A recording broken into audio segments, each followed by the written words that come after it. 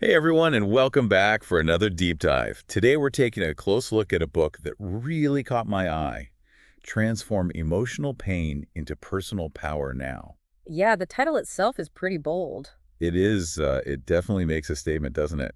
And it got me thinking about something that I think we all struggle with. Emotional pain, it's something we all experience. But what if instead of letting it hold us back, we could actually harness it, Mm. actually use it to empower us? That's exactly what this book is all about, really diving into that idea. And it's interesting how it doesn't shy away from how intense emotional pain can actually be. Yeah, I noticed that too. It doesn't sugarcoat things at all. It actually digs into the science behind it, like how our brains process emotional pain in a really similar way to how we experience physical pain. Wait, really? So you mean like my brain doesn't know the difference between a broken heart and like a broken leg? Well, not exactly. Obviously, the sensations are different, but research shows that some of the same neural pathways and brain regions are involved in processing both physical and emotional pain. Like, for instance, the anterior cingulate cortex. Okay, I'm not super familiar with brain anatomy. Well, it's a part of the brain that plays a key role in processing physical pain signals. But studies have shown that this same area also lights up when we experience things like social rejection or the loss of a loved one. Mm, that's fascinating. So like when someone says heartbreak can feel like a punch to the gut, Yeah. they're not just being dramatic. Nope, it's a real physiological response, and Yeah, that might explain why emotional pain can be so debilitating sometimes. that makes a lot of sense. Yeah. So this book, it also mentions this quote from Murakami, pain is inevitable, suffering is optional. Right? But it seems like that idea really ties into the importance of perspective, right? Yeah. Absolutely. The book argues that we often get stuck in this victim mindset when we're hurting, asking why me. But what if we shifted our perspective and asked, what can I learn from this? What if we started seeing pain as a teacher, not a punisher? Okay, I like that. It's like instead of avoiding pain at all costs, we see it as an opportunity for growth. But that seems a lot easier said than done, right? Like, Yeah. how do you apply that to, say, losing a job? That's not like avoiding a hot stove. You're right. It's not always a simple fix. But that's where the idea of reframing comes in. Instead of seeing job loss as a personal failure, what if you saw it as a chance to maybe pursue something you're really passionate about, or to finally take that risk you've always been afraid of? So, like, instead of dwelling on the negative, you look for the potential opportunities that might come from that change. Exactly. It's about shifting your focus from, why did this happen to me, to what can I do with this now? So, kind of like Oprah getting fired from her first TV job and then going on to build a whole media empire. Yeah. I mean, that's a pretty dramatic example of turning things around. It is. And of course, it's not always that straightforward. But it does highlight the power of perspective, doesn't it? It definitely does. So is that kind of the core message of the book then? Just changing your perspective on pain. It's a big part of it, but the book also offers some more concrete steps to help us move from pain to power, and reframing is just one piece of that puzzle. Okay, now we're talking. I'm all about practical strategies. hmm So what's the first step? How do we actually start this process? Well, the first step might seem really simple, but it's often the hardest. Acknowledge and accept the pain. Instead of trying to push it down or ignore it, let yourself actually feel those emotions. Ooh, that's tough. I think a lot of people try to just avoid uncomfortable feelings altogether. I know I do sometimes. So how do we do that? Actually acknowledge and accept those difficult emotions? It can be really challenging, but there are a lot of different approaches. The book talks about journaling, meditation, talking to a therapist, even expressing yourself through art. It's about finding what works best for you to process those emotions in a healthy way. So the key is to actually process those emotions rather than just trying to bury them and pretend they're not there. Exactly. No. Because bottling things up just makes the pain even more intense in the long run. Right. It's like trying to hold a beach ball underwater. Hmm. Eventually, it's going to pop up, and probably with more force than if you just let it float. I like that analogy. And once we've acknowledged and accepted the pain, that's when we can move on to the next step. Which is, Finding the lesson. Ask yourself, what is this situation trying to teach me? How can I grow from this experience? so it's not just about looking for the silver lining or trying to force positivity.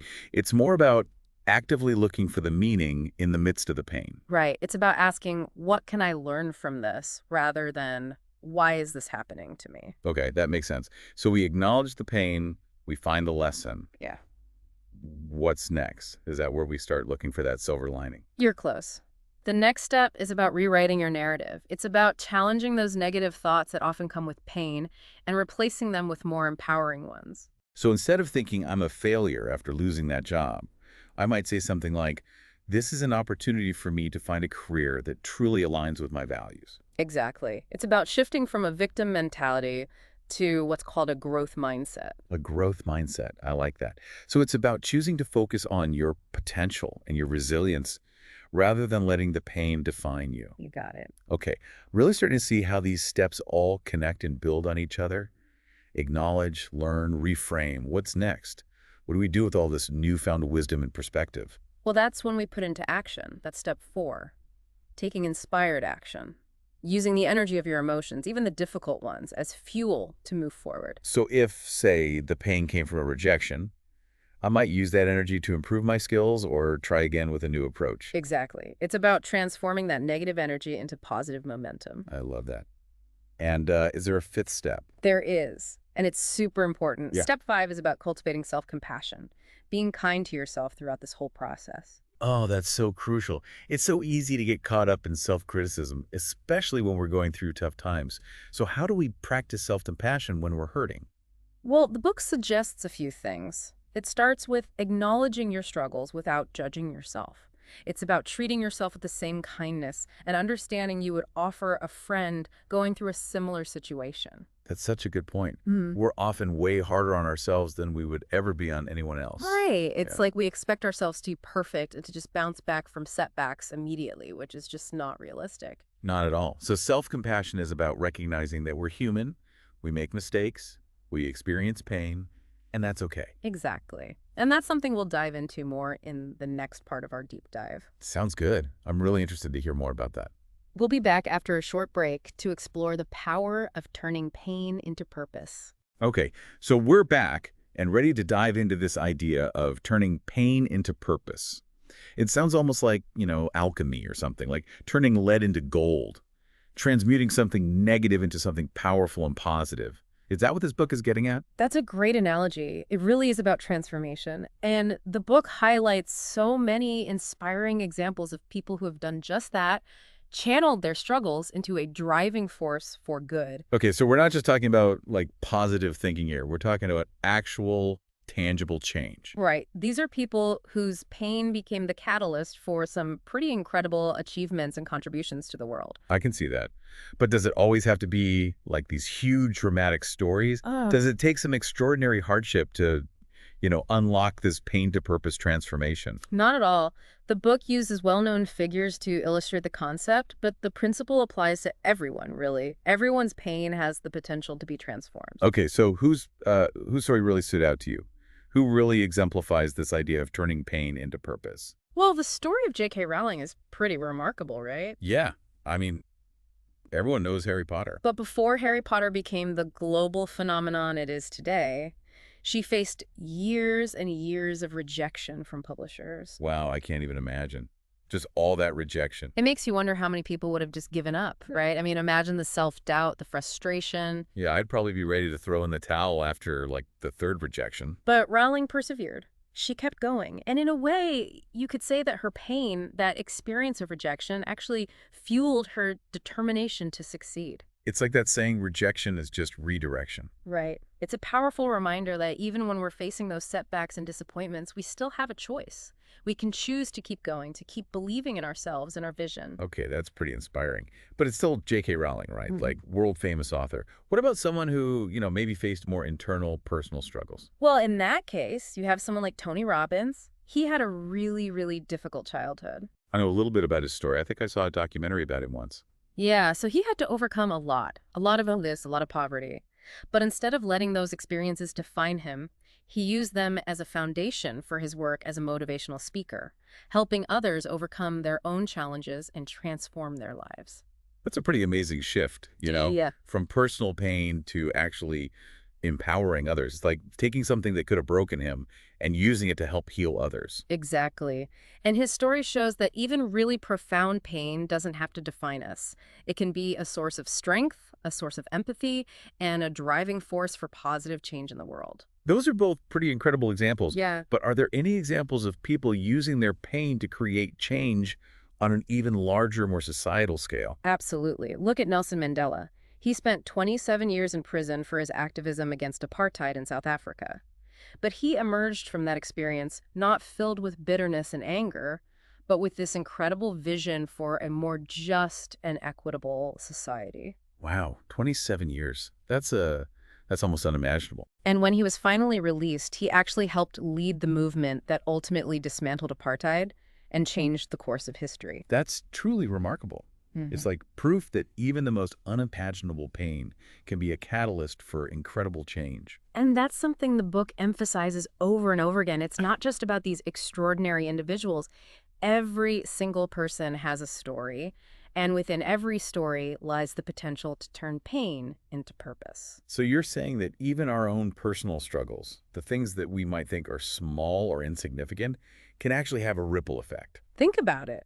Haven't you ever been touched or inspired by someone sharing their personal story of overcoming a challenge? Yeah, for sure. Sometimes just hearing someone else's story can make a world of difference. Right, because it gives you a new perspective, it helps you feel less alone, or maybe it even motivates you to take action in your own life. It's that shared human experience that connects us and gives us hope. It's like proof that we're not alone in our struggles, that other people have been there too and come out stronger on the other side. And that's a key takeaway from this book. Your pain is not wasted. It doesn't have to be meaningless. It can be a source of strength, it can be a source of wisdom, and it can even be a source of inspiration for others. I'm really starting to see how all of this fits together now. Hmm. We've talked about the science behind emotional pain, the steps to shift our perspective, and now these amazing stories of people turning pain into purpose. It's all starting to click. But there's one thing I'm still kind of grappling with. What's that? Well, we focused on all these really inspiring examples. But what about when the pain just feels completely overwhelming? Like when it's hard to see the lesson, the purpose, the silver lining. What do we do then? That's such a great question. And it's something the book addresses directly. It talks about the importance of self-compassion, especially when we're in the midst of that really intense, raw pain. Okay, so how do we cultivate self-compassion when we're hurting? What does that look like in practice? The book offers a few key suggestions. First, it's about acknowledging your struggles without judgment. It's like treating yourself with the same kindness and understanding you would offer a friend going through a difficult time. It's funny how we're often so much harder on ourselves than we would ever be on anyone else. We expect ourselves to be perfect, to never make mistakes, to just bounce back from setbacks instantly. And that's where self-compassion comes in. It's about recognizing that we're all human. We all make mistakes. We all experience pain. And that's perfectly okay. It's part of the human experience. I love that. It's permission to be imperfect, to be gentle with ourselves, to acknowledge that healing takes time. And it actually reminds me of something we discussed earlier. Are you thinking about the idea of rewriting our narratives? Yes, exactly. It's like instead of saying I am broken, we can say I'm healing. Instead of I'm a failure, we can say I'm learning. Absolutely. It's about shifting our internal dialogue from self-criticism to self-encouragement. It's about choosing to focus on our strengths rather than dwelling on our perceived flaws. This is all really resonating with me. We've covered so much ground in this deep dive. We've talked about the science of emotional pain, the practical steps to shift our perspective, the power of turning pain into purpose, and the crucial role of self-compassion. I feel like I have a whole new toolkit to work with now. But I'm curious, where do we go from here? What's the final takeaway from this book? Well, I think the book's closing message is the perfect way to wrap up our conversation. It offers a really powerful reminder about the true nature of pain and its potential to shape us into stronger, more resilient individuals. It emphasizes that pain doesn't have to be the end of our story. So what is it then? The beginning. Exactly. It can be the beginning of our strength. Okay, so we're back for the final part of our deep dive into transform emotional pain into personal power now. It feels like we've covered so much already. You know, the science of pain, shifting our perspective, those inspiring stories of people turning pain into purpose. I'm ready to hear how the book kind of wraps it all up. What's the final message? Well, it ends on this really powerful note, reminding us that pain doesn't have to be the end of the story. It can actually be the beginning of our strength. I like that. Like what we were talking about earlier, choosing how we respond to pain, right? Yeah. Not letting it control us. Exactly. It really challenges us to change our whole viewpoint, to see pain not as something that breaks us, but as something that makes us stronger, more resilient, and ultimately more capable of living a meaningful life. This whole conversation has really gotten me thinking differently about pain. It's not about pretending it doesn't exist or trying to avoid it all the time. It's about understanding it, acknowledging it, and then finding ways to use it. It's about using it as fuel for growth, Right. right? Exactly. Fuel for growth. Yeah. This deep dive has given me so many new insights and tools. Is there anything else from the book that you want to share before we wrap things up? Well, the book actually closes with a question, and I think it's one that's really taking some time to think about. It asks, how have you turned pain into power in your own life? Ooh, I like that. That's a really good one. It's like an invitation to reflect on our own experiences, right? Yeah. To look back and see the strength we've already shown, maybe without even realizing it. To see that within every challenge, within every experience of pain, there's the potential for growth. There's potential for something positive to emerge. I love that. And I think it's a perfect note to end on. To all our listeners out there, I encourage you to really think about that question. How have you turned pain into power? What lessons have you learned? And what strengths have you discovered within yourself? You are not defined by your pain. You are defined by your resilience, by your courage, and by your incredible ability to rise above challenges. As we wrap up this deep dive into transform emotional pain into personal power now, let's carry that empowering message with us. Pain is not the end. It's the beginning of a chapter filled with growth, with strength, and with the potential to create a life that is truly full of purpose and meaning.